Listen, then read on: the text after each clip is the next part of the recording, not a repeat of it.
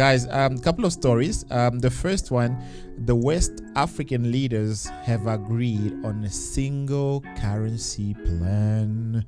How nice is that, huh?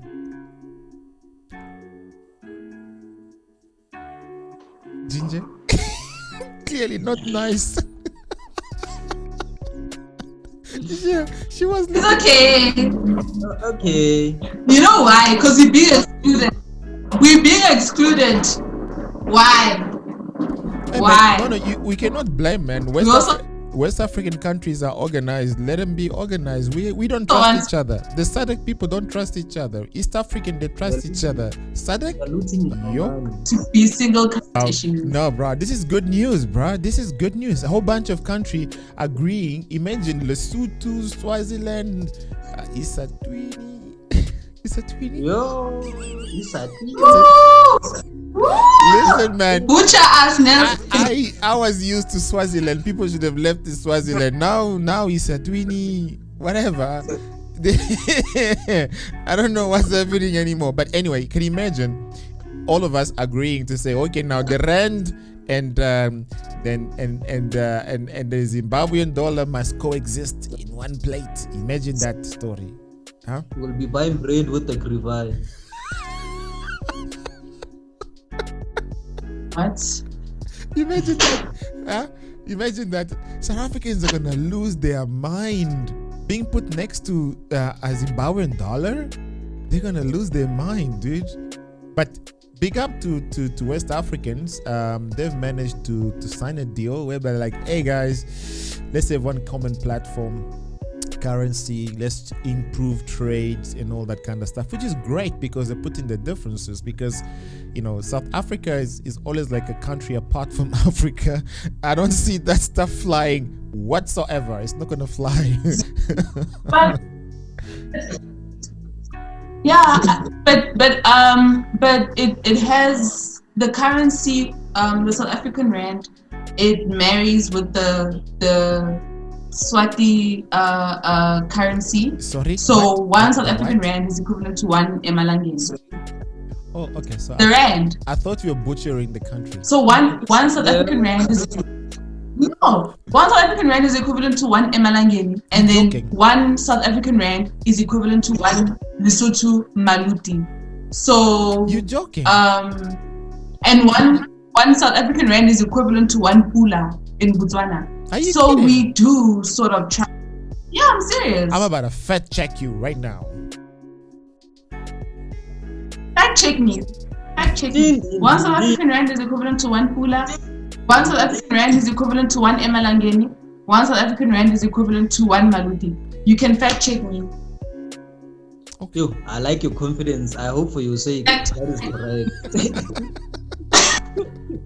I've been to these countries, and you don't even need to do an exchange, because you can literally pay with your South African rand and then the currency. But because it's one to one, then there's no nets needed. Yo guys, I haven't left this country. Yeah. I need to renew my passport so I can have tattoos. Yeah, the one that the one you applied for, they gave it to you and you never used it. It expired. Now you want another one. I never used it. I left it. I want another one so that I can utilize it this time. Yeah, I mean, KK, really, you need to take this monkey off our back. Jesse, are you fact checking?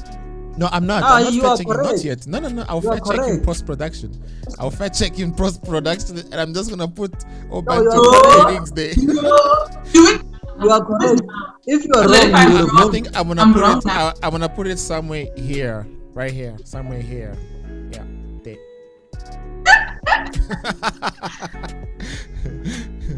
Okay, cool. So that's my first story. It's a good thing, guys.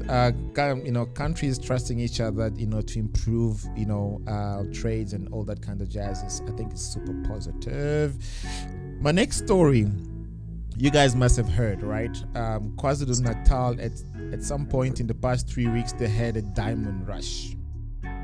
Literally, people were showing up with shovels and buckets, and they were literally digging.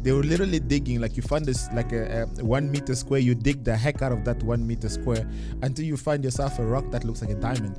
I must tell you the truth. When I saw those rocks, I thought they were diamonds.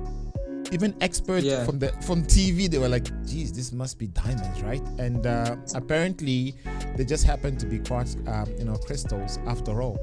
But people really thought they had something going on there. So that was a bit of an hilarious one. Yo, imagine those people would be rich by now, bro. These lockdown regulations won't affect them.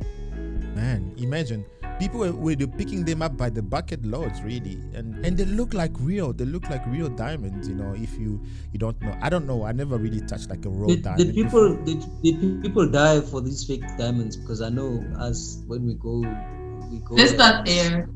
We start stampeding on each other. No, bro. This is the funny thing. It was like an organized, how can I say, mining experience. Everybody came peacefully with his shovel. There was no blood on the ground. Nothing. Everybody shoveled. They went back home and they had their crystals. I guess that's why they were fake, because it was peaceful. Dude. Exactly. If they were real. But even the scientists, they couldn't tell whether it was real or fake. No one could tell the difference until they took a guess in the labs and they looked at them like, sorry, it's crystals. This is a plot twist. What if they're real and they tell them it's not real so that they can keep them for themselves? Hey man. And I also found out it is always coming at an angle, but I actually I like that angle. That's actually, what if they are misleading them and they actually are diamonds? Yep. And because these people will take anything at face value that a professional or an expert says, then they're just like, oh, okay. They could really be diamonds, guys. They could be diamond, and this is what I also found out. Our legislation says that if you dig something in your background, it belongs to the government, right? So you can't just be. Yeah, man. Everything that is under the ground. In my yard. Yes. Everything in my yard. In your yard. Anything in there are patches. Yeah. Man, that's my property. It's crazy, right? So everything under your house, even dead bodies, it belongs to the government, I guess. They mad. Dead bodies. If there's a dead body in my backyard, government, this is for you. It's all yours. It doesn't matter who killed the person. It's under the ground. It's yours. Come fetch it. So that's quite a funny story. There you go. So guys out there, I mean, if you happen to have seen one of those crystals, if not diamonds, please, crystals. Yeah, let us know. What is your experience like? How is that? I would love to just have a few of those for my collections anyway. Do you have an image of what they look like so we can just see? Not with me. What people were digging up. There were plenty. I'm gonna put some pictures up in Prosperat so that people can actually see. Yep. So that's it. That's my other story. The last one, I'm not gonna talk about Buhari and heading back to London for medical checkup, because I think that story is getting a bit old now. The last one, which I think is super, heartwarming, a country that I have been to. I love this country. The first time I went to it, there was one road that was tarred. One road. I'm not lying. One road. Yeah. The country is Togo. I happened to be there in 2010, I do believe. But it's so amazing to hear the development out of this so-called poor country, because it really looked poor. I mean, the roads were in absolute, chaos, really. Even the roads coming from the airport, they were a massive disappointment. But it's good to hear that these guys, they've inaugurated the largest solar plant in West Africa. I dare say in Africa, to be honest, because I don't know. In South Africa, we might have a couple of plants, but I don't know how big those plants actually are. But this thing is quite massive. So these guys, they've been able to set up a 50 megawatt facility. I mean, that is big, right? That is big. If we lose 50 megawatt, we're getting load shedding for sure. If we lose a capacity out of our grid, someone is going to get load shed for that. And that kind of capacity can power about 158 homes, dude. 158 homes. And this is a country or with a GDP that doesn't even come close to South Africa or Kenya or Nigeria or it's not top 10 Africa, right? But they've set up this facility. I'm super impressed. Yeah.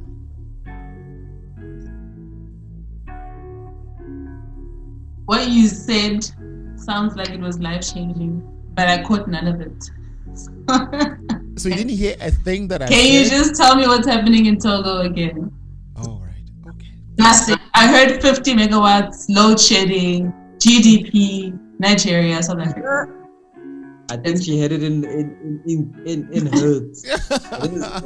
All right. So let me recap the story again for Ginger, who just got load shed. So Togo, the capital city of Togo is Lome. And it's not a rich country in Africa, guys. They're not really rich. I mean, like I said, I've been there in 2010. Not a very rich country. I have massive poverty. It's one of those countries whereby, dude, I never been in a country whereby you stay at a hotel, and the first thing they tell you when you wake up in the morning, don't go to the beach. What do you mean, mustn't go to the beach? Don't go to the beach.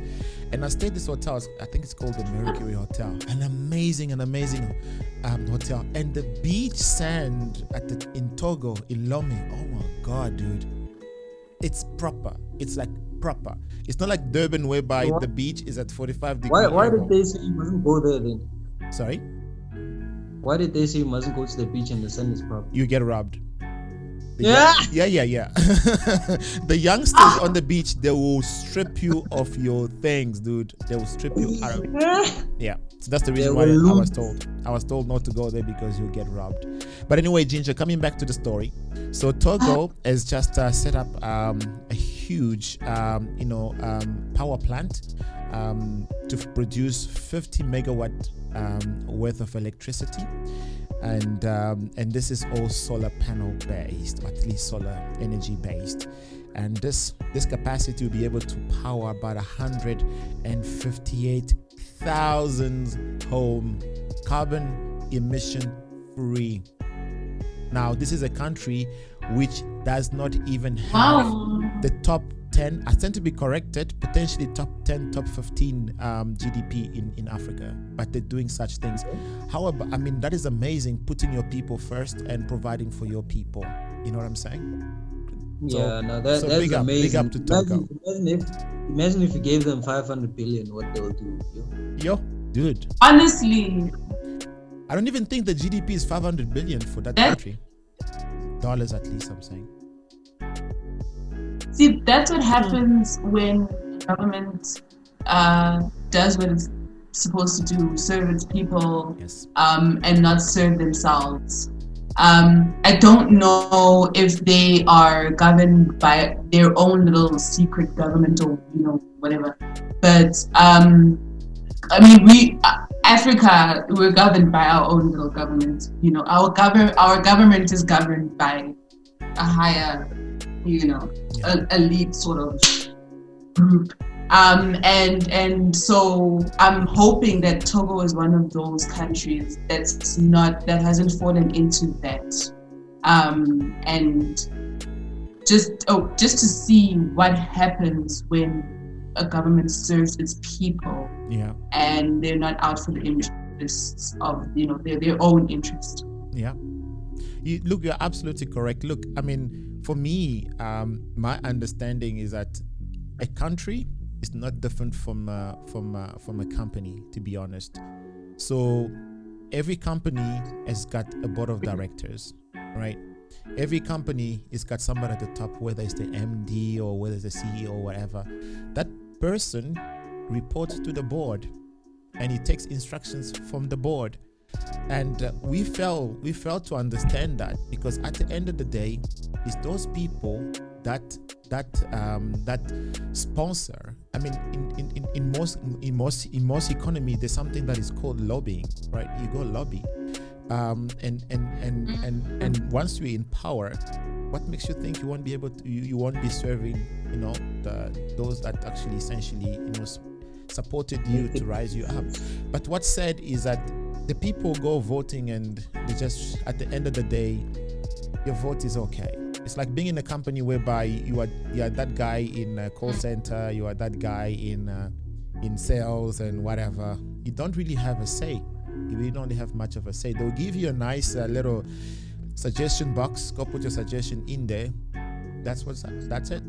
And where it goes, you don't know unless there's a willingness. So coming back to the story of Togo, I think really I would like to believe that, you know, it's a country that potentially